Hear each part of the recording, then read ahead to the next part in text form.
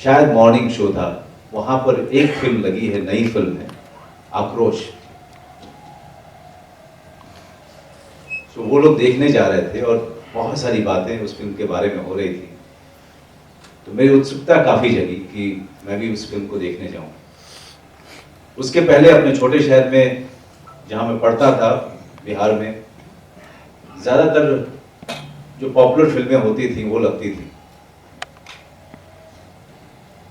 और दिल्ली आने के बाद अखबारों में या किसी मैगजीन के जरिए ओम पुरी जी के बारे में जानने का मौका लगा, और उसने जो है काफ़ी मुझे उत्सुक किया कि मैं आक्रोश देखने जाऊं मॉर्निंग शो।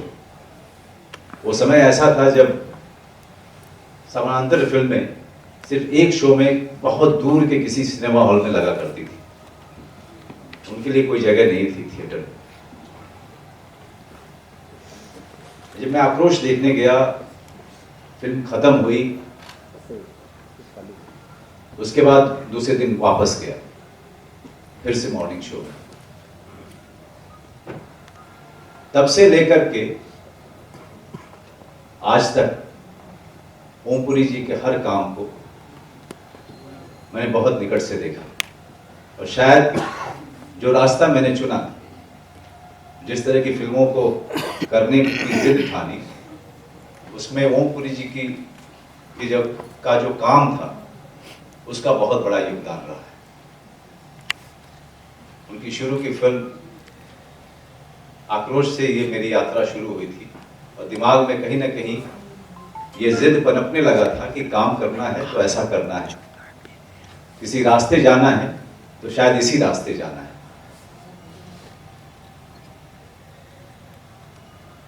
तो सबसे पहले तो मैं ओम भाई को हमेशा ये बात फोन पे या जब भी मिलते थे तब मैं उनको बार बार बोलता था, और जिस तरह के व्यक्ति थे, अगर आप में से किसी ने भी उनको निकट से जाना हो, वो हर कॉम्प्लीमेंट को हंस करके टाल दिया करते थे। उन्होंने कभी भी अपनी महानता का बोझा ढोया नहीं। एक फिल्म कर रहे थे हम लोग, चक्रव्यूह, प्रकाश झा जी की फिल्म थी।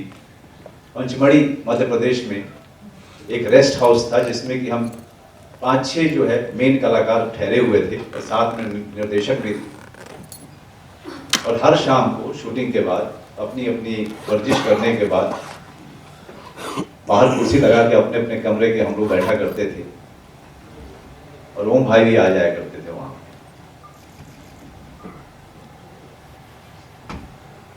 हर कोई कहता है कि अच्छा एक्टर बनने के लिए अच्छा इंसान होना जरूरी है, लेकिन इस शहर में आने के बाद मेरी इस कहावत से मेरा विश्वास थोड़ा उठ रहा था। लेकिन जब जब मेरा विश्वास इस कहावत से उठा, तब तक ओम भाई मिल गए। तब लगा कि नहीं, शायद सही है। इतना महान एक्टर होने के बावजूद कभी भी सामने वाले को, चाहे वो एक रिक्शा वाला हो, चाहे वो इस देश का सबसे बड़ा पूंजीपति हो, सबसे एक तरीके से मिलना मैंने आज तक किसी को नहीं देखा। वो हमारे ओम भाई थे।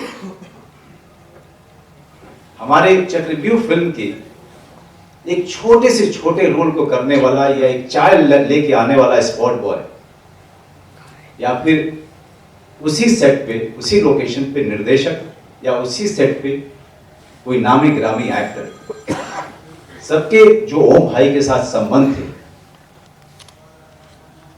वो बराबर के थे। ओम भाई के लोकेशन पे आते ही बड़ी खलबली मचती थी, और वो खलबली ऐसी नहीं होती थी कि कोई बहुत बड़ा स्टार आ गया। महान तो थे ही, सभी जानते थे उनके बारे में, लेकिन वो खलबली इसलिए मचती थी कि उनका ओम पुरी आ गया, उनके ओम भाई आ गए, उनके ओम जी आ गए। एक रात हम लोग ऐसे ही बैठे हुए थे, तो उन्होंने मुझसे कहा, बबुआ मुझे अपनी फिल्में दिखाओ यार। तो मैं उनको फोन पे मुंबई आने के बाद बोला करता था कि ओम भाई मेरी ये फिल्म है, आप देख लीजिएगा। वो देखते थे और वापस फ़ोन करते थे और अपनी जो भी उनकी प्रतिक्रिया होती थी देते थे। हाल फिलहाल में मैंने उनको कहा कि ओम भाई एक फिल्म है मेरी अलीगढ़, आप देखने आएंगे? उन्होंने कहा कि मैं तो हुई नहीं, लेकिन जब लगेगी तो बता देना। मैंने उनको मैसेज कर दिया कि ओम भाई मेरी फिल्म प्रदर्शित हो गई है और आप कहीं भी देख सकते हैं, अगर आप चाहेंगे तो मैं टिकट लेके आ जाऊंगा जब आप मुंबई में होंगे। फिर मैं भूल गया। उसके बाद भोपाल से उनका एक दिन अचानक रात को फोन आया, अरे यार यहां तो लगी ही नहीं है। मैंने कहा ओम भाई ये बहुत छोटी फिल्म है, भोपाल में नहीं लगेगी। अच्छा अच्छा, ये आक्रोश टाइप की है क्या?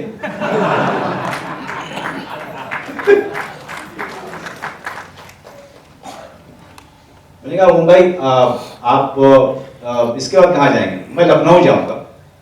ठीक है, तो शायद वहां लगी होगी। फिर उसके बाद मैं भूल गया। रात को उनको अचानक फोन आया तो मैंने उनका नाम देखा फोन पे, तो मुझे लगा कि शायद इन्होंने अलीगढ़ देख ली। मैंने कहा कि आपने देख ली? तो उन्होंने कहा अरे बबुआ, यहां पर के जो एसपी पे हैं वही तुम्हारे गांव के हैं, तुम्हारी उनसे मैं बात कराता हूं। अलीगढ़ तुम्हारी यहां भी नहीं लगी है, मैं बाद में देख लूंगा। फिर उन्होंने एसपी साहब से बात कराई। फिर एक दिन अचानक इसी तरीके से हर 15-20 दिन के अंतराल में उनका फोन आता था और हर बार मुझे लगता था कि इन्होंने अलीगढ़ देख ली। लेकिन वो साथ में जो बैठा होता था उससे बात कराते थे और साथ में ये भी बोलते थे कि बबुआ मैंने अलीगढ़ देखी नहीं, यहां लगी ही नहीं। मैंने कहा ओम भाई बड़ी छोटी सी फिल्म है, ये 2 महीने कहीं नहीं चलने वाली है। इस तरह का नाता उनके साथ। लेकिन ये सारा प्रसंग दिखाता क्या है एक शख्सियत के बारे में? ये प्रसंग ये दिखाता है कि जिसके साथ भी वो जुड़ते थे उसके साथ पूरी तरीके से जुड़ते थे। अगर अलीगढ़ की बात मैंने उनसे की थी तो 4-5 महीने तक हर शहर में ढूंढते रहे अलीगढ़ को। ऐसे थे हमारे ओम भाई। अगर आप उनके साथ बात करने बैठ जाओ तो आपको नींद आएगी, उनको नींद कभी नहीं आती थी। और हर बार बोलते थे अरे कुछ देर और बैठो, कुछ देर और बैठो। बातों का सिलसिला कभी खत्म नहीं होता था। और मैं आपको सही कहूं तो ओम भाई के साथ मेरे बातों का सिलसिला कभी खत्म होगा भी।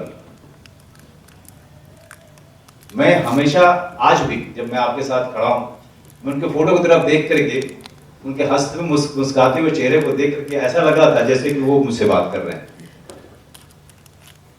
और मैं आशा करता हूं कि ये तस्वीर, वो उनकी यादें हमेशा मुझसे बात करती रहेंगी।